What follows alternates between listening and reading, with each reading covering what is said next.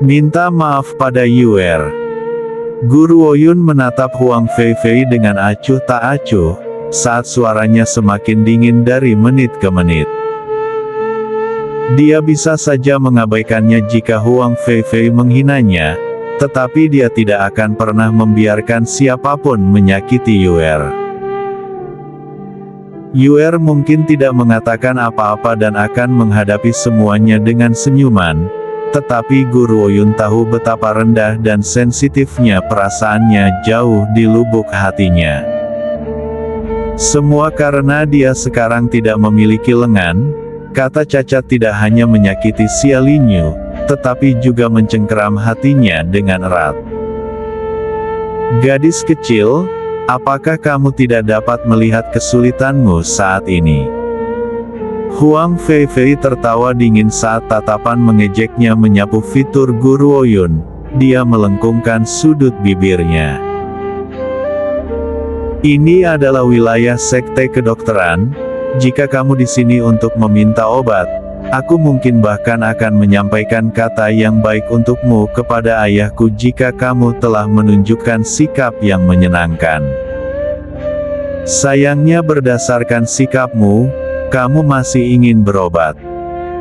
Senyum dingin di wajah Huang Feifei semakin lebar, saat dia menatap Guru Oyun dengan angkuh.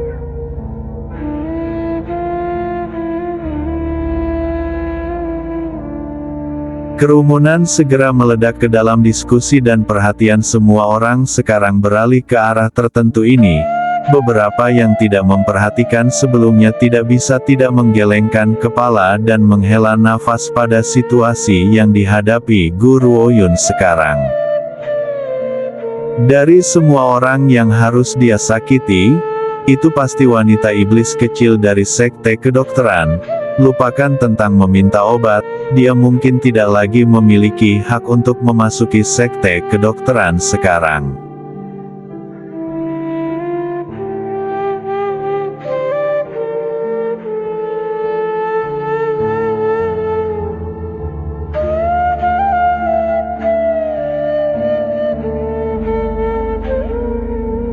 Tuan Sekte, apa yang dikatakan surat Dokter Suci yang membuat Anda begitu bahagia? Pada saat ini di sekte kedokteran, seorang pria parubaya melirik pria tua tersenyum yang memegang surat dan duduk di depan meja. Dia bertanya-tanya apa yang bisa dikatakan oleh Dokter Suci telah mengeluarkan ekspresi seperti itu dari tuan sektenya.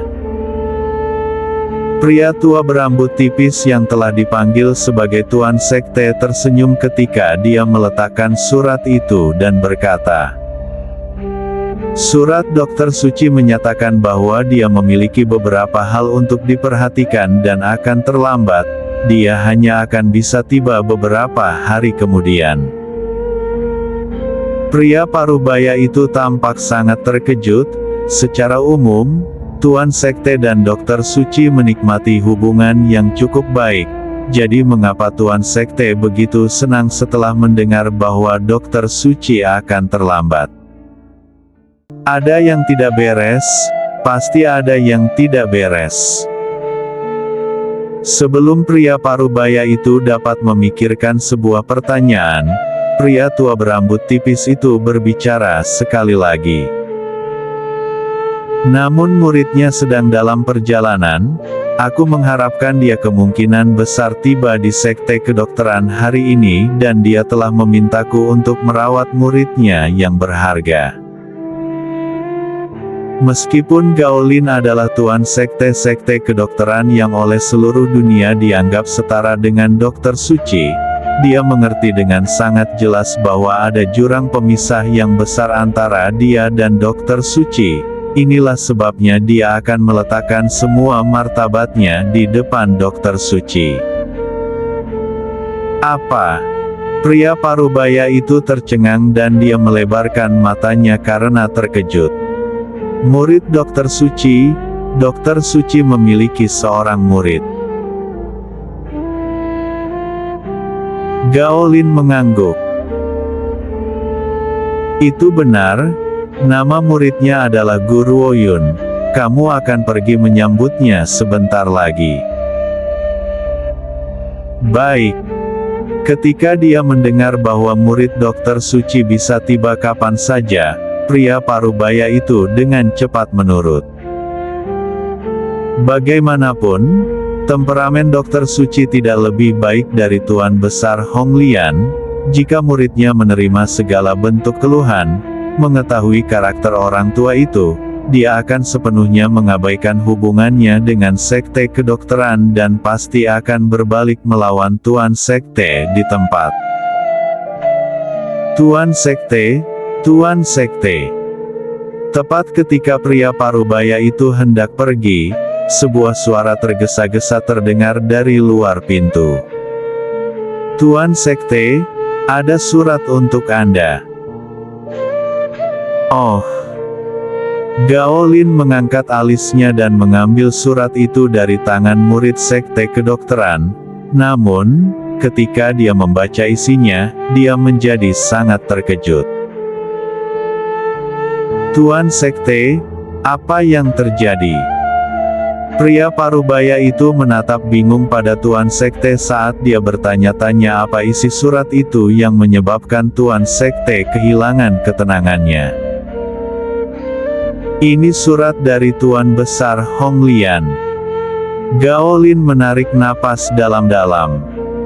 Dia mengatakan bahwa putrinya memiliki urusan dengan sekte kedokteran dan akan datang ke sini. Dia telah meminta kita untuk merawat putrinya. Tuan Besar Hong Lian memiliki seorang putri. Bagi pria parubaya, berita ini bahkan lebih mengejutkan daripada fakta bahwa Dokter Suci telah mengambil seorang murid. Selanjutnya, apa yang sedang terjadi? Meskipun dapat dimengerti bahwa murid Dokter Suci akan datang ke sekte kedokteran dan terlibat karena dia juga seorang dokter, apa yang dilakukan putri Tuan Besar Hong Lian di sini? Tuan Sekte, apakah wanita muda itu sudah sampai di gerbang sekte kedokteran? Aku akan menyuruh mereka berdua diantar ke sekte sekarang.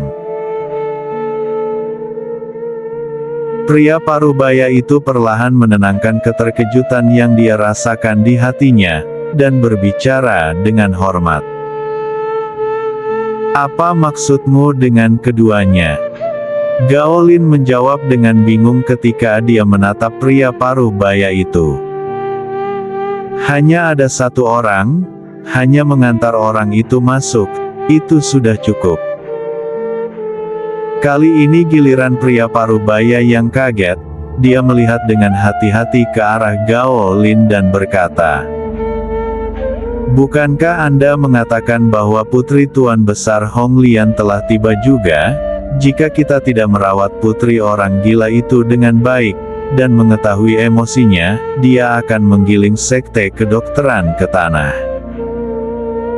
Selain itu, dia juga menerima kabar bahwa orang gila itu telah menembus pangkat orang suci bela diri. Orang suci bela diri, di seluruh daratan ini, hanya kota pertama yang memiliki orang suci bela diri di tengah-tengah mereka. Oh, aku lupa menyebutkan bahwa putri Tuan Besar Hong Lian juga bernama Guru Oyun." Wahyu ini seperti sambaran petir dan segera membuat pria parubaya itu bingung. Dia menatap Gao Lin dengan bodoh. "Tuan Sekte, apakah Anda mengatakan bahwa murid Dokter Suci dan putri Tuan Besar Hong Lian adalah orang yang sama?" Gao Lin tertawa getir dan berkata, "Lin Yang, lebih baik kamu cepat dan pergi menjemput nona muda itu. Jika ingatanku benar, putri penatua Huang, Huang Feifei, harus berjaga di luar pintu masuk sekte kedokteran hari ini. Dia sudah arogan dan lalim secara teratur, tetapi aku telah memilih untuk mengabaikan ini, untuk menjaga martabat penatua Huang selama dia tidak berlebihan. Namun kali ini berbeda, wanita muda itu bukan hanya murid Dr. Suci, dia juga putri Tuan Besar Hong Lian. Jika dia menerima kesedihan, sekte kedokteran pasti akan dicabut, terutama karena keduanya sangat defensif. Namun, Tuan Besar Hong Lian secara khusus meminta agar dia tidak ingin kebanyakan orang mengetahui bahwa dia adalah putrinya. Berurusan dengan Dr. Suci sangatlah mudah. Gao Lin memiliki hubungan yang cukup baik dengan Dr. Suci. Jika sesuatu yang buruk benar-benar terjadi, permintaan maaf yang sopan sudah cukup, tetapi Tuan Besar Hong Lian berbeda. Semua orang tahu betapa defensifnya orang gila itu. Suatu kali, seseorang secara keliru membunuh anak buah kecilnya, dan akhirnya, dia seorang diri menuduh pelakunya dan memusnahkan seluruh keluarga mereka. Selanjutnya ini adalah putrinya yang berharga. Jika sesuatu terjadi padanya, mengetahui temperamen Tuan Besar Hong Lian, apakah dia akan pernah menyelamatkan sekte kedokteran? Lin yang dengan cepat tersentak dari linglung dan menggigil. Dia kemudian terbang dengan kecepatan tinggi menuju gerbang sekte kedokteran saat dia berdoa berulang kali di dalam hatinya, berharap agar Huang Feifei tidak menjadi dirinya yang merendahkan seperti biasanya. Lagi pula semua orang di sekte kedokteran tahu orang macam apa Huang Feifei itu. Dengan posisi tinggi yang dipegang kakeknya bahkan tuan sekte harus mendahulukannya. Ini telah membentuk sikapnya yang arogan dan lalim. Sayangnya Lin yang terlambat satu langkah, tepat ketika dia mencapai kaki gunung, dia segera melihat Huang Feifei dan Gu Ruoyun yang dikelilingi oleh kerumunan penonton.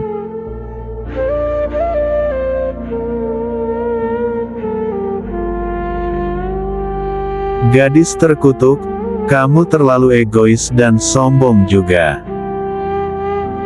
Kamu pikir kamu siapa? Putri Tuan Besar Hong Lian, biarkan aku memberitahumu ini. Bahkan jika kamu seorang putri, kamu harus memberi jalan kepadaku. Ini masalahmu untuk menjadi lebih lemah dan memiliki sistem pendukung yang lebih lemah dariku.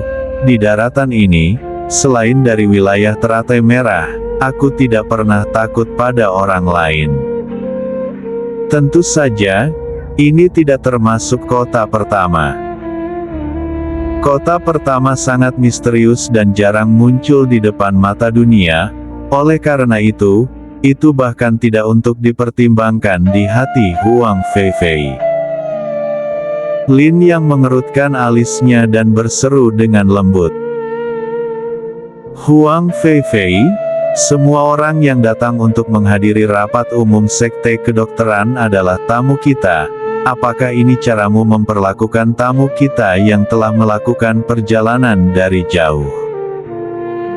Dia memiliki tampilan yang sangat jelek di wajahnya sekarang. Aku tidak berpikir bahwa Huang Feifei akan menggunakan kekuatannya untuk menggertak orang lain sekali lagi. Sekarang begitu banyak yang menyaksikan situasi ini, aku tidak tahu rumor macam apa yang akan menyebar mulai dari sini. Huang Feifei jelas tidak terlalu mementingkan kata-kata pengurus Lin. Dia mengejek dengan dingin dan menjawab dengan mengejek. Keduanya di sini untuk menghadiri rapat umum sekte kedokteran. Pengurus Lin, apakah menurutmu aku idiot? Mereka jelas di sini untuk mencari perhatian medis. Bagaimana sekte kedokteran bisa menemukan waktu untuk membantu mereka pada saat yang sibuk? Selain itu, tidak ada obat untuk anggota tubuh yang terputus dan kebanyakan orang mengetahui fakta ini. Aku hanya menunjukkan kebaikan kepada mereka dengan menghentikan mereka membuang-buang waktu. Untuk mencari perhatian medis, Lin yang agak tercengang sebelum dia melihat pemuda berlengan satu yang berdiri di sebelah Gu Ruoyun. dia kemudian menghela nafas lega di dalam hatinya. Murid Dr. Suci akan melakukan perjalanan ke sini untuk menghadiri pertemuan umum sekte kedokteran, sementara keduanya terlihat seperti mereka di sini untuk mencari perhatian medis. Ini pasti bukan gadis itu. Huang Feifei, terlepas dari itu, kamu seharusnya tidak bertindak begitu arogan di dunia luar. Kembali ke sekte dulu, aku sedang menunggu tamu penting. Begitu dia mengatakan bagiannya, Lin yang berbalik dan mengarahkan pandangannya ke kejauhan, mencari seseorang di antara kerumunan. Terlepas dari kenyataan bahwa dia belum pernah melihat potret atau wajah Gu Ruoyun sebelumnya, masih mungkin baginya untuk menemukannya di antara kerumunan ini. Dia yakin akan hal itu semata-mata karena dia mengenal sebagian besar dokter di sini. Wanita-wanita yang mengikuti di belakang para dokter ini bukanlah orang yang dia tunggu-tunggu. Karena Dr. Suci belum tiba, ini berarti dia hanya perlu mencari seorang wanita muda yang bepergian sendirian. Kemungkinan besar ini adalah orang yang harus dia bimbing.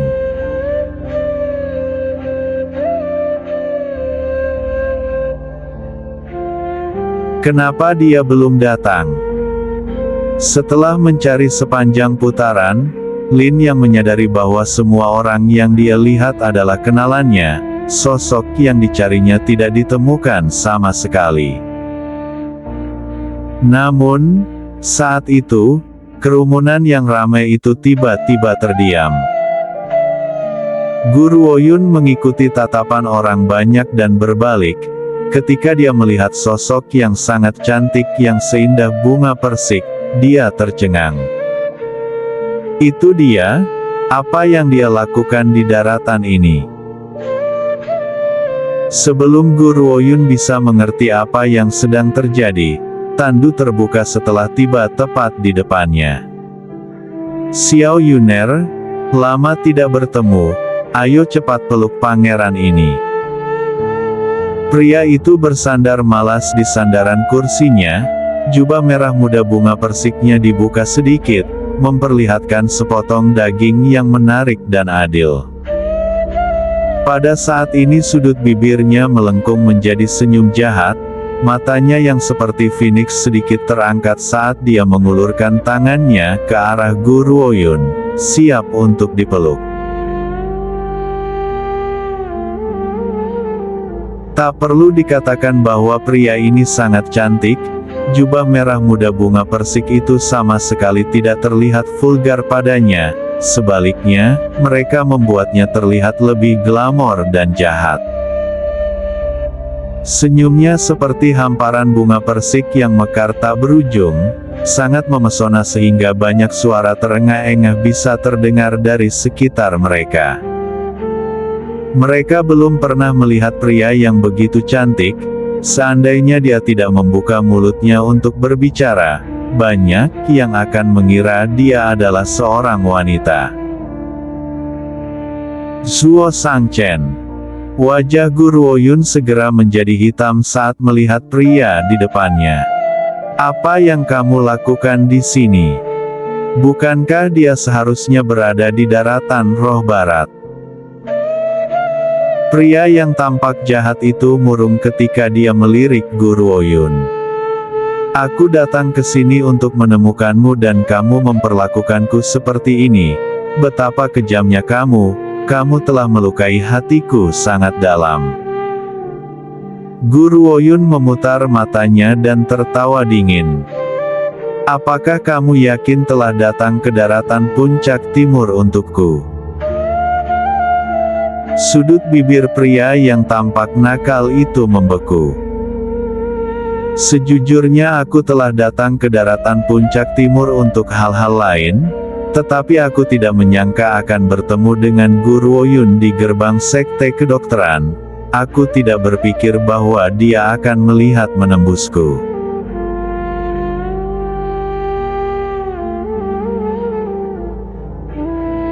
Yuner.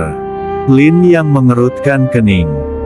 Kecuali aku mendengar sesuatu, pria ini memanggilnya sebagai Yuner. Setelah pemikiran itu, Lin yang membuang sikap dinginnya dan bertanya dengan hati-hati. Nona muda, bolehkah aku bertanya, siapa nama Anda? Guru Woyun meliriknya dan dengan tenang menjawab. Guru Woyun. Sebuah ledakan keras menabrak pikiran Lin Yang, menyebabkan dia mundur ke belakang. Kakinya menjadi lemah dan dia hampir jatuh ke tanah.